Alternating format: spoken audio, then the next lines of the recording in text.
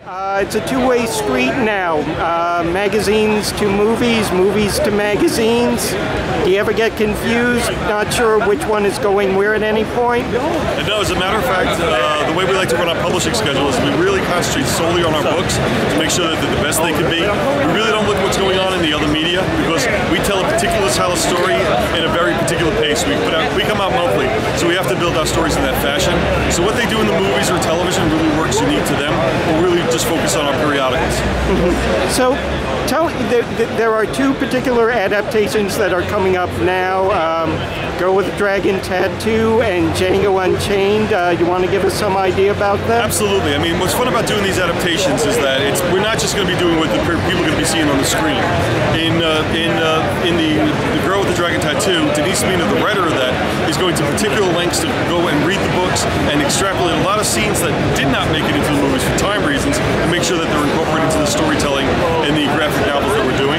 And then also at Django Unchained, what's happened there is we're working from Quentin Tarantino's original script, and therefore we have a lot more scenes that were basically cut because of time when they were making the movie that we're incorporating in our story as well. So it helps give them a much more richer experience when they're reading the books.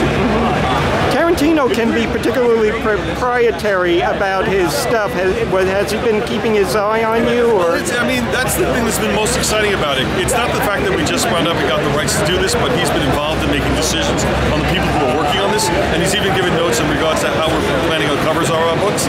And it was really exciting for us back in San Diego when he came out on our stage and announced the book for us. So it just shows that level of involvement and excitement he has for the project too. By the way, who approached who on this? Did he approach you or you approach him? Well, we actually have a department out on the West Coast that is in contact with a lot of different areas, and when they heard it was available, we went out very aggressively to get it because we thought it would be a wonderful compliment to our vertical line. And now, Girl with the Dragon Tattoo, there are, of course, two different movie versions and a novel version. So, which ones do you pull from? Well, we're actually pulling from the novel. Because the films basically adapted the novel, but because of time limitations, they don't have a chance to show a lot of the depth that might be in the novel itself. And the writer of the book made sure she went out deep and pulled pieces out that were actually able to give more story than you see on the screen.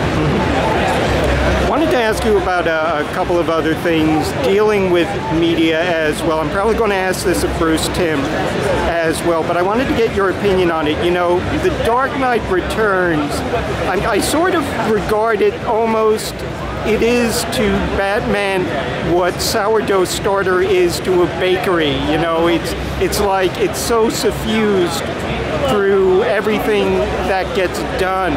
Were there any concerns about actually going to the source and finally bringing it to the screen? Well, no. I mean, again, that wasn't a decision made in the publishing area. But when they're building these direct-to-video films like The Dark Knight Returns, they're looking at some of our strongest properties and the ones that really have resonated with fans, not just right now, but for years. And that's what made this so exciting, was that this is a story that so many people know. Even if you're just a casual fan of comic books, you know about The Dark Knight Returns story as told by Frank Miller, so it seemed proper to be doing adaptations of that.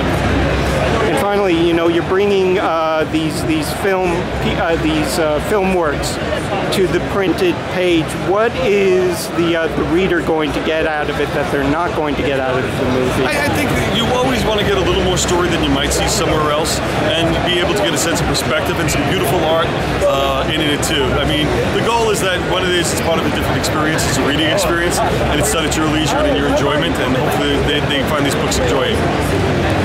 Dan, thank you very much for talking with us. Well, you're welcome.